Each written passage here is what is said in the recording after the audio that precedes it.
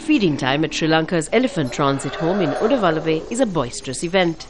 More than 40 orphaned or abandoned elephants are being cared for till they are ready to be released back into the wild.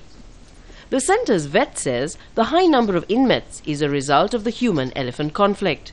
The latest arrival is barely a month old. If you are sending them into orphanage, they will survive, but they will have to be there for their rest of the lifetime. They won't get any chance to go back into the wild. Disappearing habitats have brought elephants into direct contact with humans. This animal had to be rescued after falling into a disused well. Some confrontations can be fatal. One in Inayaka Samuthilaka was trampled to death by a wild elephant in Nikavaratya last week. His brother showed us where he was tending to his cattle on the edge of the forest when he was attacked. He woke up early and went to get some water for the cattle. We heard elephants and they sounded different from other days. Later we found his body when we went searching for him. Across the country in Thanamalvila, farmers have similar problems protecting their crops. This house had a nocturnal visit a few days ago. The elephant tore off part of the tin roof to get to the paddy stored inside.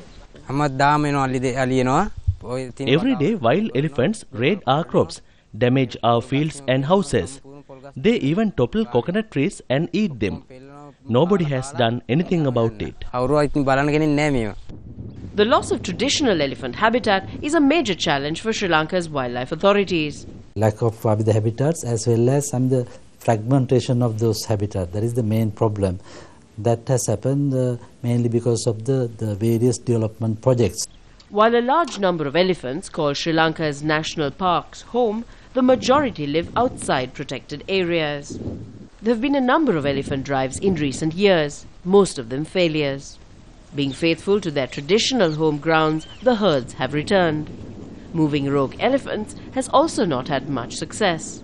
As conservationists point out, some decisions are driven by the wrong priorities. The decision makers are not fully responding to the available information when making decisions.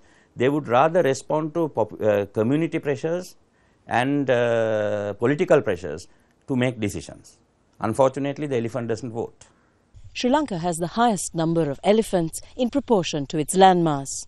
But the expanding human population has meant an increasing demand for land, for cultivation, for housing and development, leading to an inevitable confrontation between the two.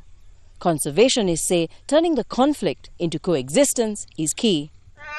Eliminating conflict between man and beast is difficult, but effectively dealing with it is the only way to ensure the long-term survival of both.